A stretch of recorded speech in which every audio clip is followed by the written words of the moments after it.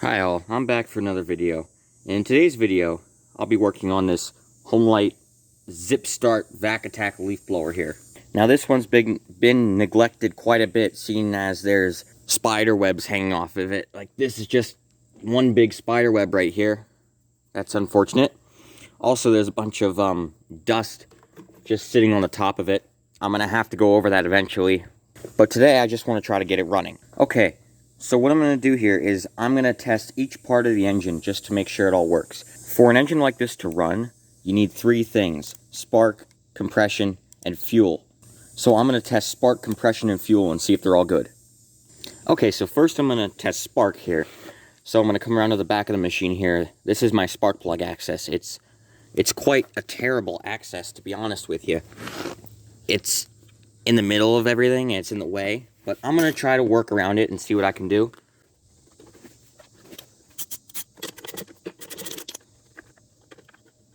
Okay, I was able to get the spark plug out.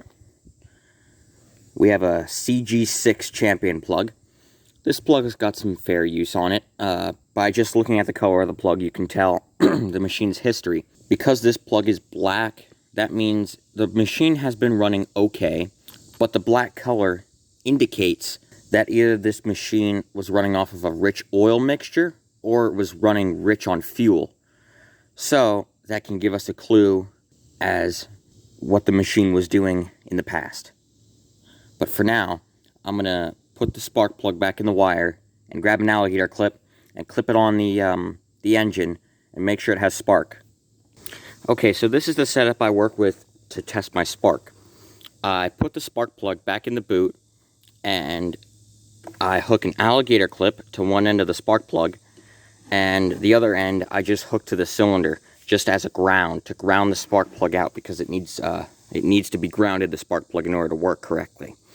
So what I'm going to do now is I'm going to pull the cord, and I'm going to look right in between the positive and the negative of the spark plug and make sure it has spark.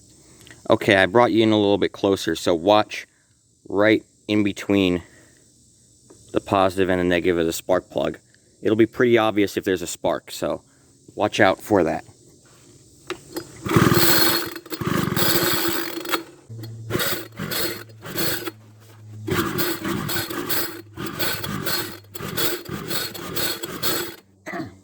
Okay, it is very difficult to get this on camera, but I did see a spark there, so that means we do have spark, and spark is not the reason why this engine doesn't run. The next thing I want to test on this engine is compression. Now, an engine needs compression to run. What can happen over time to these engines is they can lack the amount of lubrication. Say somebody mixes the oil to gas ratio a little bit light, the piston can actually score itself and lose compression. So in order to test that, I have a gauge with a little end here that I could screw right into the spark plug hole. So I'm going to screw that in, pull the cord a bunch, and see what the reading turns out to be. An engine typically needs around 100 pounds, 100 psi to run, and maybe 120 pounds to run well. So let's see what it says.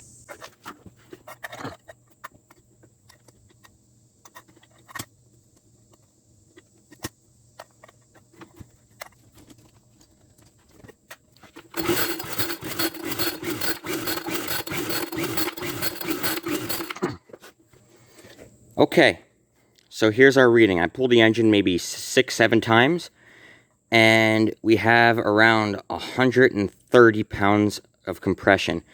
So that means this engine is in pretty good shape. Okay, just to double check that we have spark and compression, what I'm going to do is I'm going to take a little bit of two-stroke gas and shoot it right in the spark plug hole. And then I'm going to put the spark plug in and put the wire on, pull the cord, and see if it starts and dies. If it starts and dies, that indicates that we have good spark, good compression, good timing, and the exhaust vent is not clogged, and that the engine is capable of running. So let's do that now.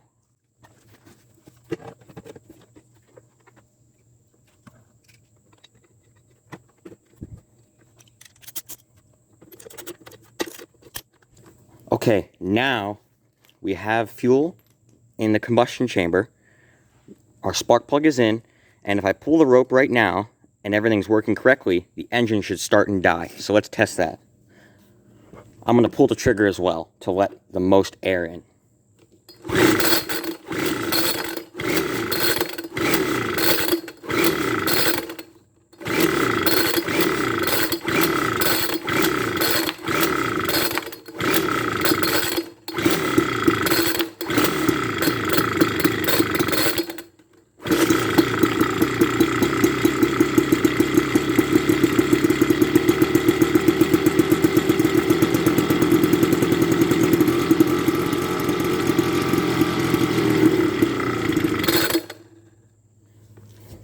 Okay, so right there, the engine started and died, which means everything should be working correctly. And now that the engine started and died, this most likely indicates that we have a fuel delivery problem. But just to make sure, I'm going to put some gas in it, prime it up, and make sure it starts. If it doesn't start, then we found our problem. Okay, right away, before I even put gas in the engine, I noticed something wrong. So if you look inside the gas tank, this is inside the gas tank. You can see that black piece at the bottom. That's supposed to be our fuel filter. And on the other end of that is supposed to be our fuel line. However, they have become separated. So regardless, I'm going to have to redo the fuel lines on this blower. Because the fuel lines have broken off, I can assure you that this unit has been sitting for a very long time. Because this unit has been sitting for a long time, the diaphragms in the carburetor tend to get very stiff and not work properly. So if I were to change the fuel lines on this engine and start it up, even if it did run, it would run very poorly. So regardless, I'm going to rebuild the carburetor and clean it, just because I think that's necessary given the time this unit has been sitting. Okay, so my plan is to take the carburetor off and replace the fuel lines. In order to do that, I'd like to take this cover off here because it is in my way. The carburetor is here and the fuel lines run through there. So I'm going to go ahead and take this cover off real quick. Okay, I have my Torx drivers here. I'm going to go ahead and see what size it is. My guess is T25.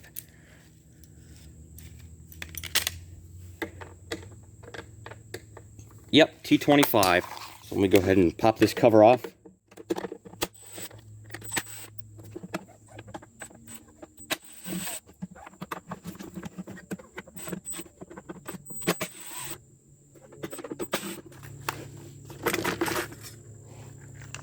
There you go. All right, now we have access to the majority of the engine here. Let me go ahead and tilt this aside for you so you could see. Okay, I leaned it up on the cover here just so you could see.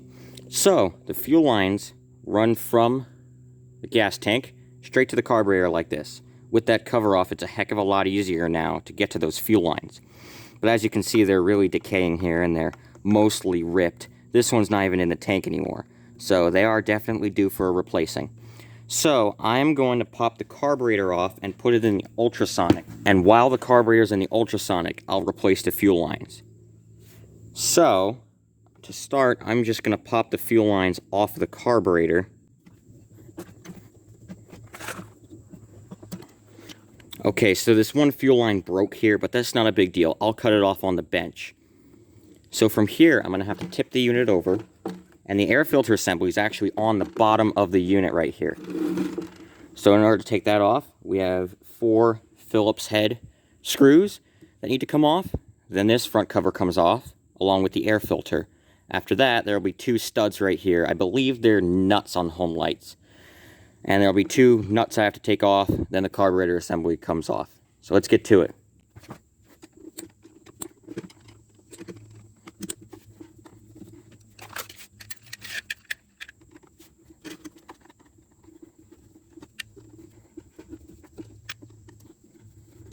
Okay, we took our 4 screws out, so this cover should pop right off now.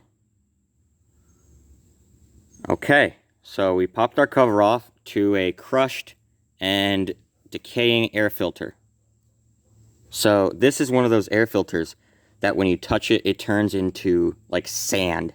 That's how bad this air filter is. Have you ever seen this before? Watch this. I touch this air filter and it just turns into like sand. See that? It's just decaying right in front of my eyes. So this piece is going to have to get washed out before I start the unit. And then I have 2 nuts right there I need to take off. 2 10mm nuts. So I'm going to go ahead and pop those off.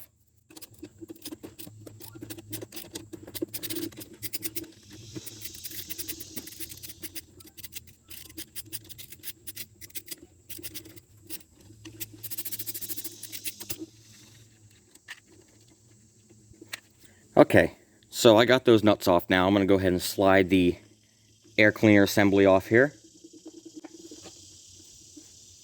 So it looks like the cable is still on the air cleaner assembly here. On the side, right down here, the cable is still attached right here. So I'm going to go ahead and just pop this cable off. I'm just going to pull it like this, and the cable comes out. And I'm going to put this to the side. So from here, our carburetor should come right off. There you go, it comes right off. And then we have our carburetor gasket here. Sometimes these gaskets are very sticky and stiff, especially seeing as this unit has been sitting forever. I doubt I'll be able to get this gasket off. I'll try. Oh yeah, it's peeling right there. So I'm going to leave that gasket right on there, and I'm going to take this carburetor to the bench and clean it. Okay, so here we are at the bench, ready to take this carburetor apart. So first I'm going to pop off these 2 screws here, and what that'll do is that'll take off our primer bulb, and it'll give us access to the fuel pump. So I'm going to go ahead and do that. Okay, now this top cover should come off here, along with the primer bulb, and this assembly here. Okay, it looks like we got some gooey gas in there. I'm going to go ahead and wipe that away.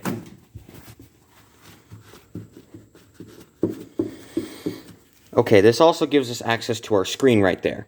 So as you can see, it's not terrible. It's not completely filled with dirt, but there is some dirt at the bottom there, as you can see. I hope you can see, but there's some dirt at the bottom there. I'll have to clear that out later then. And our other side here, we have our fuel pump diaphragm. Looks like we got some dirt there too.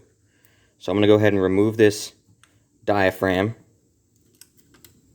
The gasket as well. There we go. And this is our primer base assembly. These are our check valves for our primer bulb. We're going to go ahead and set that aside for now. And then we're going to open up the other side of the carburetor. This is the metering side. When I open these 2 screws, this will give me access to the metering diaphragm, the metering lever, and the needle. And this is a Zama carburetor. So I'm going to be using Zama rebuild parts. It's a C1U H39A, just in case you have the same blower and you want to buy a new carburetor. Okay, so here we go. This is our metering diaphragm. Typically when these machines sit forever, these metering diaphragms are very stiff. This one is quite stiff. It's not moving as well as it normally is. Typically when these metering diaphragms are stiff, you'll start to hear a crack or a creak in these metering diaphragms. I'll put it up to the microphone. This one is making that noise, so I will show you that.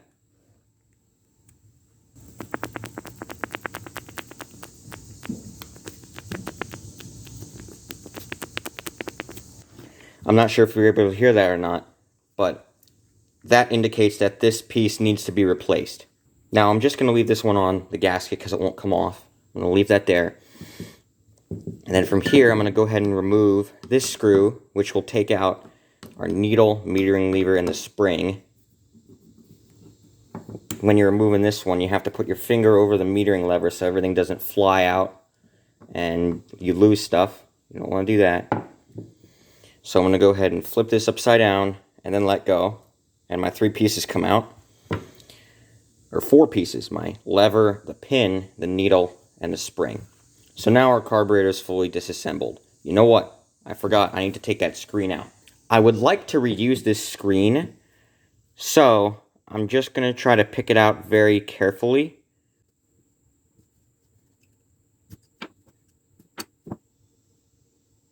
Okay, here's our screen. I'm not sure if you could tell or not, but there is dirt in that screen, if I can get it to focus. There's little dirt particles in that screen. So I'm going to have to clean that screen out then. Now I'm going to go ahead and cut this one piece of fuel line off yet, because that one piece of fuel line is still on there, and I don't need it on there.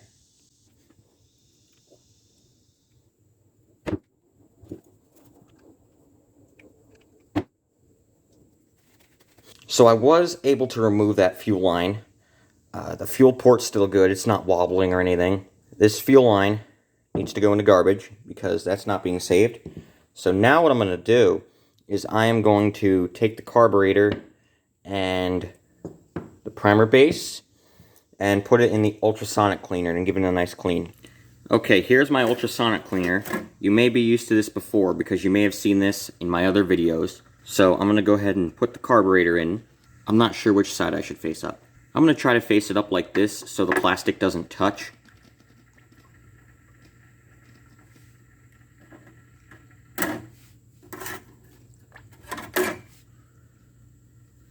And then our primer base, I'm going to face the check valves up. There we go. And then I'm going to go ahead and turn it on for a half an hour. Okay, you may still be able to hear the ultrasonic cleaner going, but I tried to move as far away from it as possible to prevent that. But what are you going to do? So I'm going to go ahead and replace the fuel lines now. The first thing I'm going to do is I'm going to get the old fuel lines out of there. What I'm going to use is I'm going to use this pair of force snips, and I am going to just grab the old fuel line and yank it out. Like that. And then I'm going to open the gas cap and dump out the old fuel filter. Okay, so there is a little bit of dirt in the gas tank. So what I'm going to do is I'm going to grab a little bit of lacquer thinner and some nuts and bolts and just shake it around. Even though this is not a metal gas tank, I don't think a little bit of lacquer thinner will hurt this very much. I changed my mind. I'm just going to use denatured alcohol because it's a little bit, in my opinion, I think it's a little bit less intense of a chemical than lacquer thinner. So I'm going to go ahead and use that instead. So what I'm going to do is I'm just going to pop the gas tank off because I forgot that there were holes in the bottom of the gas tank. And I grabbed my cardboard as well.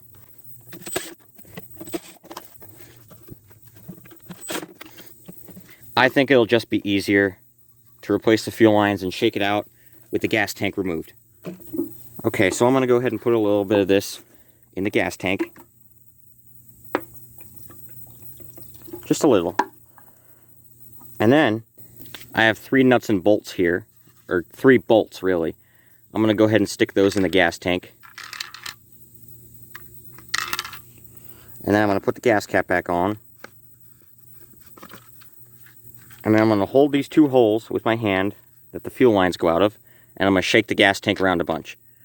I'm not going to do it on camera because I don't want to knock the camera over. Okay, so I moved over to the grass here. I'm going to go ahead and pop my gas cap back open. I'm going to go ahead and dump everything out.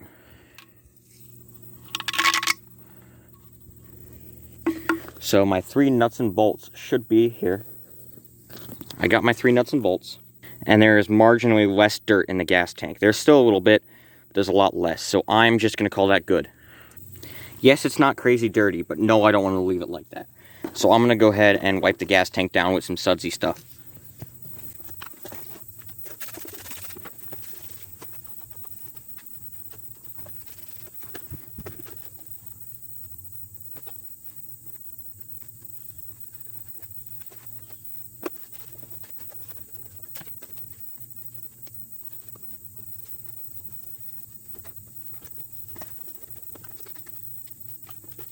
Okay, again, I got most of the major dirt off, but I still left a little bit of stains on there, like the bolt stains. I'm just going to leave those on there because you're not going to see them when the bolts are back on there.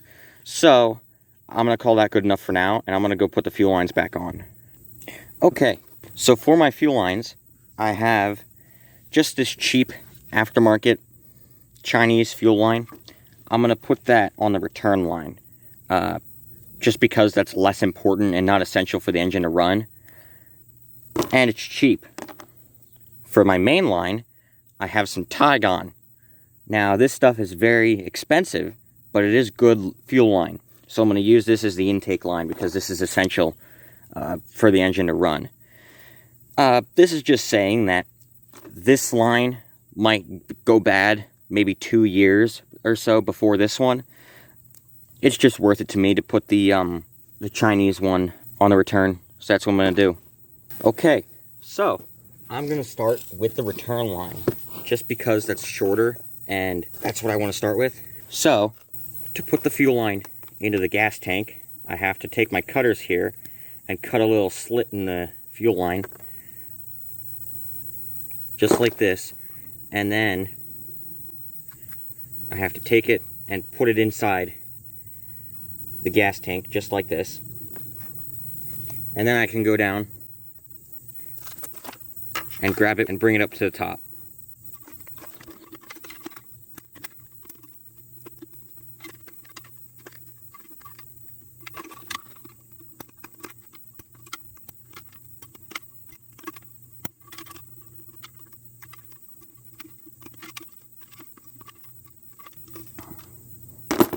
Okay, so I managed to get this line up to the top.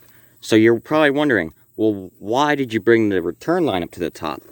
Because the return line just needs to dangle in the tank and you don't have to put any sort of filter or anything on it. Well, what I like to do is on these Homelites, they give you this little attachment here. That typically goes right about here on the return line. I'm not sure why they put it on the outside, but what I like to do with it is I like to just put it directly on the inside of that return line, so that if somebody were to tamper with this fuel line and pull it, it wouldn't come out because this thing would catch it. So now I'm just going to go ahead and pull this line back out until it catches like that right there. That's the most I can pull that line out. Now I'm going to use my Tygon fuel line and do the exact same thing. I'm going to cut a little indent in the fuel line to get it into the tank. I'm going to stick it in the tank and use my forceps to pull it out of the tank so I can put the filter back on it.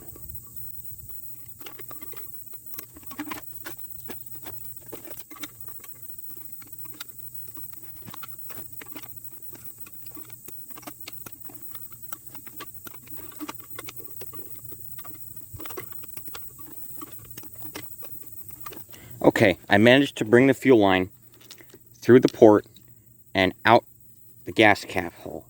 So I'm going to go ahead and cut the remainder of this little notch off, and I'm going to go ahead and rest this right there for now. Now our fuel filter, it looks quite aged, and it does have some stains on it from fuel being left in there, so I'm not sure if I can trust the integrity of this. I will test it though, and I'll show you how I do that. Okay, so how I test this fuel filter is what I'll do is I'll put a little shot of carb spray right down the center of it, like that, to saturate the inside of it. And then from there, I'll take my air hose and I'll put it on the edge of here and just spray a little bit. So you see how it kind of puffs out of the filter like that? That means that the filter is clear and it can be reused. Okay, now that I know that the fuel filter is clear, I'm going to take my fuel line here and put the fuel filter right onto the fuel line.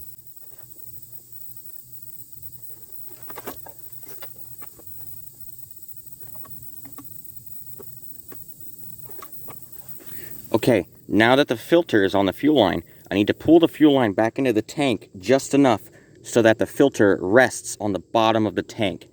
Now, this tank sits at a very weird angle, so it's going to be slightly different. On this unit, the tank sits like this.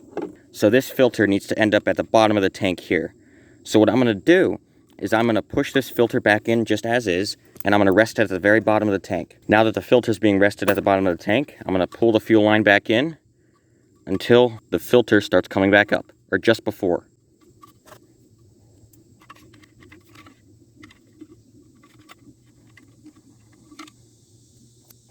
Okay, so you see there, I have the filter resting on the very bottom of that fuel tank there.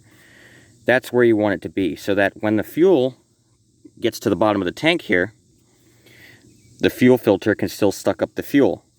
So from here, I'm going to go ahead and bolt this back on to the machine.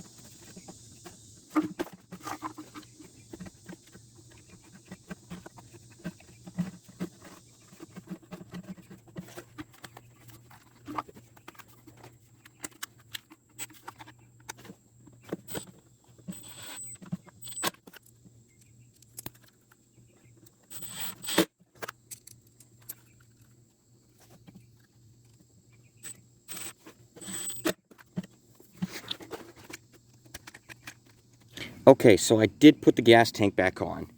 And now what I'm going to do is I'm going to go back to the carburetor, rebuild the carburetor, and then when I put the carburetor back on, I'll measure out the fuel lines and cut them. Okay, I got the carburetor back out of the ultrasonic. Now, this carburetor looks a heck of a lot better than it used to. If you remember, you can go back on the video and watch if you want. But all this was all dirt. Dirt, dirt, dirt, dirt, dirt, dirt, dirt. Everything was dirt. Dirty. Everything was dirty. And now, it's pretty darn clean.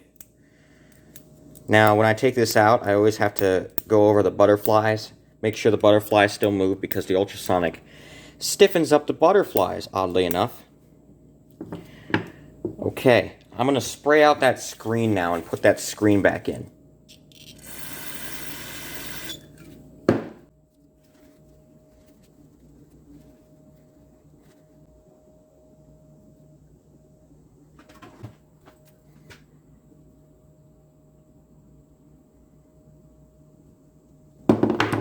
Okay, I put the screen back in there now. Unfortunately, I don't have a Zama RB29 kit on hand, but I have random parts laying around that I'm just going to patch together with this. Okay, so I was able to stumble upon a few genuine Zama parts here. I actually found a few more.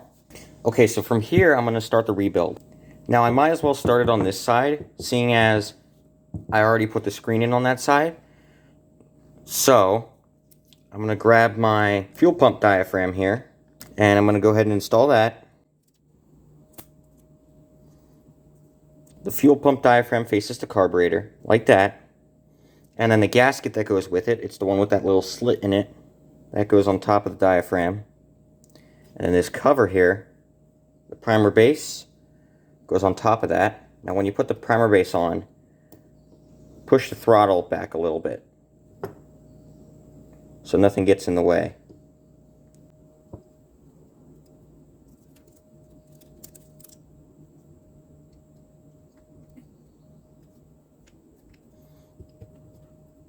Okay, and from here I'm going to go grab myself a new primer bulb because this one's discolored. Discolored primer bulbs usually don't last very long.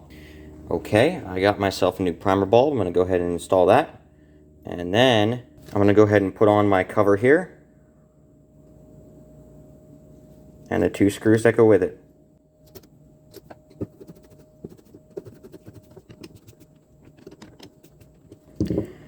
Okay, now we'll move on to the metering side.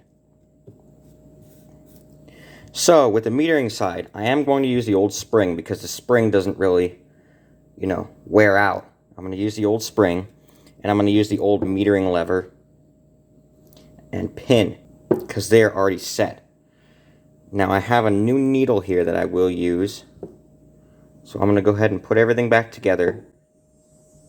I'll put my pin on the needle, and then I'll put the spring in the carburetor. And then I'll slide the needle in the hole, making sure the lever lands on the spring and the pin lands in the slot.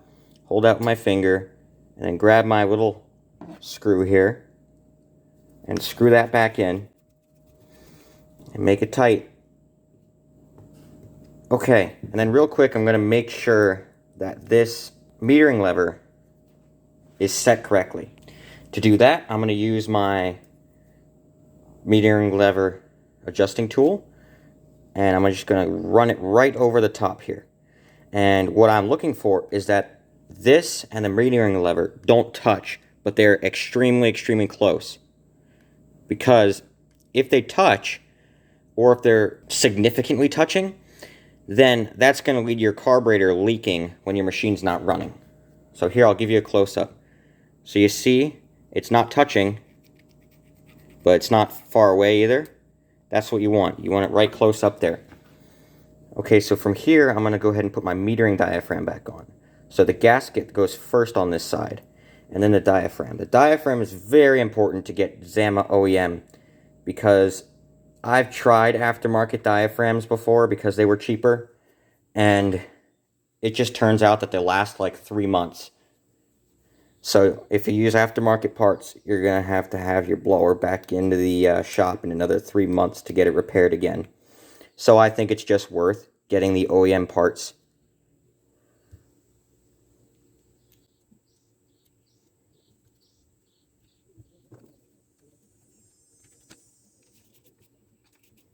And I didn't pull the Welch plugs out because there was no reason for me to.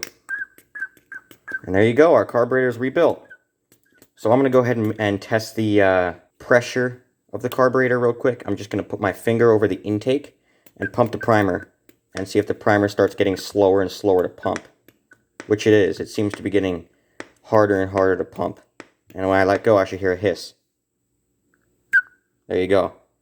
So this carburetor is working correctly.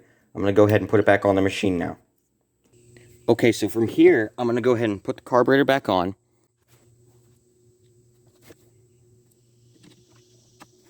And then I'm going to cut my fuel lines.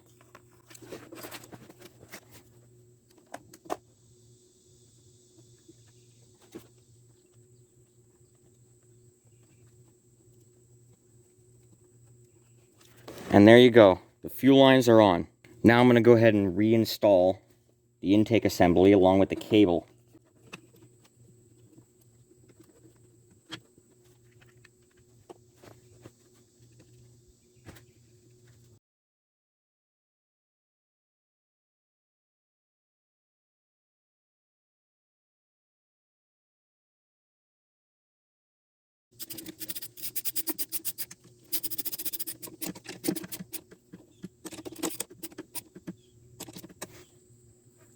Okay, so I managed to put the carburetor back on now. I am not going to put anything else back together just because I do not currently have an air filter for this. I'm going to have to buy that new. So I am just going to put gas in it and test it real quick and see if it works. You know what I will do though? I will put the front cover back on. That goes on the whole engine. I'll put that back on real quick. Okay, I have managed to put it back together. The throttle is a little bit sticky, but I guess that's okay for now. So I'm going to go ahead and put some gas in it.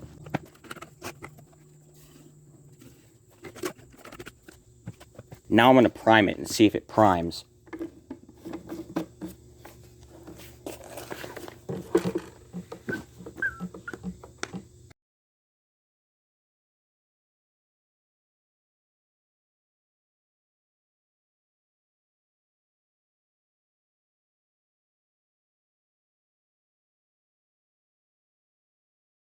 Okay, it's all primed up. Let's see if I can start it now. I'm going to give it full throttle and full choke.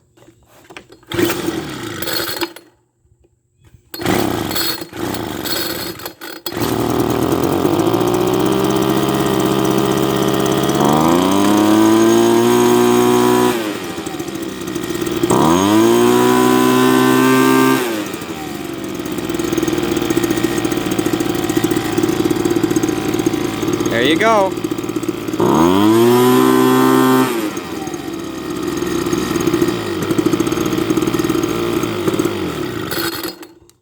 So there you go. That's really all it needed. Just a carburetor clean and some new fuel lines. That's a pretty simple fix there. Okay, wanted to give you a quick update here. I got the thing running. The carburetor went back on fine. The fuel lines worked fine. It primed up good. Everything worked well on it. So what I ended up doing with it is I pressure washed it, and then after that I shined it up a little bit, so it looks pretty good now. The only thing I still need for it is a new air filter. Other than that, the thing's pretty much ready to sell.